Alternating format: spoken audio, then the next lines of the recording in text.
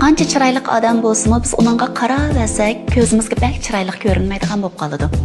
Shuningga o'xshash, har qancha sat odam bo'lsa-mu, biz qaraversak ko'zimizga singib, issiq ko'rinib qoladigan bo'lib qolishi mumkin.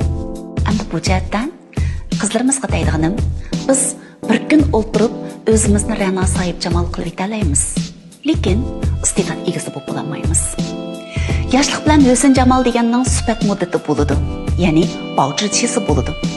20 yoshda shuningga tayinib bir fursatlarga erisha olishimiz mumkin. Afzalligimizni oshira olamiz.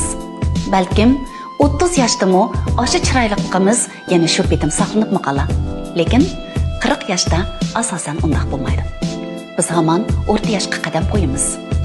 Hozirgi tibobat sharoitlar bek yaxshi bo'lib ketdi-ya. Obdan yashab, xeyli bir yoshlarga kira olishimiz mumkin. Acaba bir umr biz chiroyimizga tayinib yashay olandik? Bu mumkin emas-da. Undaq bo'lsa bizning dasmoyimiz zodi nima bo'lishi kerak? Dasmoyimiz albatta tonish tushunchamiz bo'ladi. Tonish tushuncha bizning mazmunimiz ham ichimizdan urg'ib chiqadigan bir xil sehriy kuch hisoblanadi. Shunga har kuni iqtimizni chiroyimizga bilan berib olmaylik. Yoki yigitim meni rost yaxshi ko'ramdigandi, erim menga rost omroqmidi deb ortiq o'ylab sinoq ilib yurmaylik. Mohiyatda hech kim bizni izchil yaxshi ko'rib bo'lmaydi. Yaxshi ko'rganlarning muhabbati dastlabki chog'dagidek qizg'in turavermaydi. Shunga agar pulga qiziqsak, iqtisod, moliya xabarlariga diqqat qilib qo'yaylik.